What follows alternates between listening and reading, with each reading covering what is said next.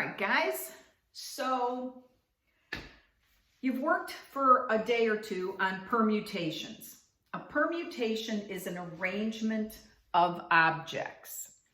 And so if this is the problem with me, if I had 5 plants and they're all different and I want to know how many ways I can arrange them, then it's just going to be 5 factorial ways, because if I have 5 slots, there's 5 ways I can fill the first one, and then I've used a plant, so there's 4 ways, then 3 ways, then 2 ways, then 1 way, and we know that 5 times 4 times 3 times 2 is 5 factorial. All right, so then we talked about, well, what if you don't use all the objects? So what if Mrs. A has 10 Easter eggs and I want to line 6 of them up in a row? Then that would be the permutation of 10 items taken 6 at a time, because you're only using 6 of them. If you remember the formula for NPR, the permutation of n items taken r at a time, was n factorial over n minus r factorial. Now, you guys probably won't remember this formula because you can just use this function, which, if you remember, is in your calculator under math. Scroll over to PRB, probability, and you'll find it there. So today I just want to do one quick lesson, and that is, oops, I got to get my rag. What happens if some of the items you're arranging are the same? In other words, they look identical. So a good example of that would be the word cheese. Cheese. Who doesn't love cheese? Okay, the word cheese. All right, now, if I had a 5-letter word where every letter was different, like, okay, this is a 6-letter word. So if I had a 6-letter word where every letter was different, then I could arrange those letters 6 factorial different ways. But does it make sense to you that because these 3 E's are the same, switching this E and this E, or this E and this E, or these 2 is not going to make a difference? It's going to look identical. So those are not distinct permutations. So there's not going to be 6 factorial. So how many are there going to be?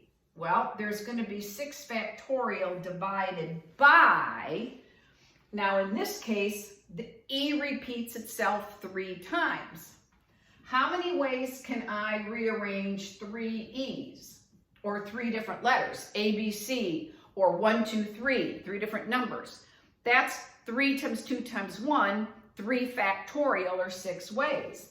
So because there's 3 factorial ways that these can be rearranged and ultimately not be different arrangements, I have to divide out by a 3 factorial.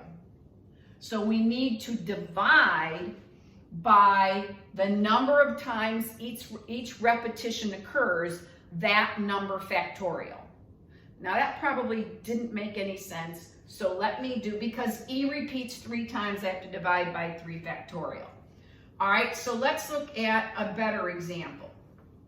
Let's go back to math. Parallel.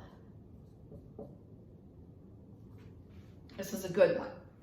Okay, now there are 1, 2, 3, 4, 5, 6, 7, 8 letters in that word.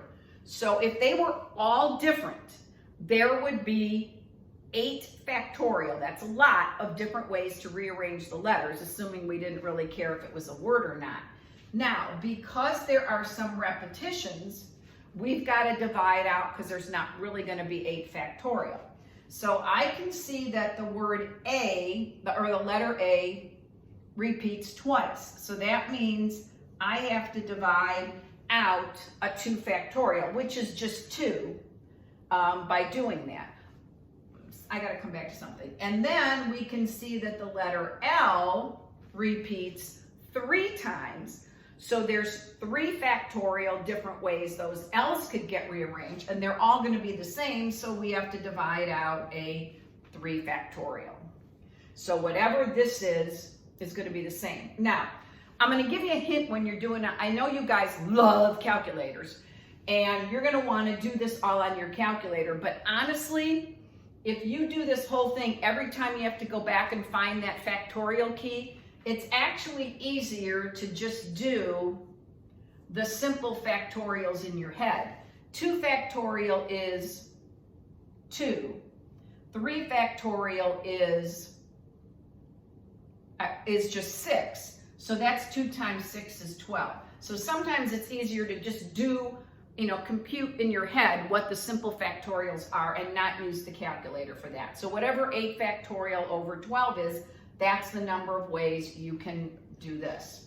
You can rearrange the letters in the word parallel. All right, let's try one more.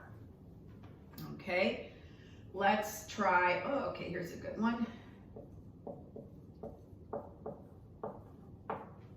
Mississippi. 1, 2, 3, 4, 5, 6, 7, 8, 9, 10, 11. If those were all different, there would be 11 factorial ways to arrange these. But now I have to divide out all the repetitions and the number of ways those can be rearranged. So I repeats 4 times, so I have to divide out a 4 factorial. S repeats 4 times, so I have to divide out another 4 factorial. And P is 2 times, so I have to divide out a 2 factorial. And again, 4 factorial is what? 24? So I would just do 24 times 24 times 2 and then take 11 factorial by that. That might be easier than doing every single one of the factorials in your calculator. Okay? So now this is not just something that pertains to letters either. Let's go back to Mrs. A's thing about, all right, I have a dozen colored Easter eggs. And 3 are blue, 2 are green, 4 are yellow, and what other color? Okay, what is that? And 3 are pink. And I'm gonna lay them out in a row on this little tray I have, okay? And I wanna know how many different ways I can arrange these 12 eggs. And we're gonna assume that the 2 green look identical and the 4 yellow, etc. So normally it would be 12 factorial if they were all 12 different color eggs. But because I have repetitions, it's going to be 12 divided by, since there's 3 blue, those are all the same, 2 green, 4 yellow, and 3 pink. So I'd have to divide. So there's really not going to be as many ways as if, totally not nearly as many as if they were all different. Okay, so now I want you to go finish that one worksheet that you started and I accidentally sent out by mistake. I'd like you to just do the rest of those if you didn't do them right, and then there is another worksheet for you to work on today on permutations.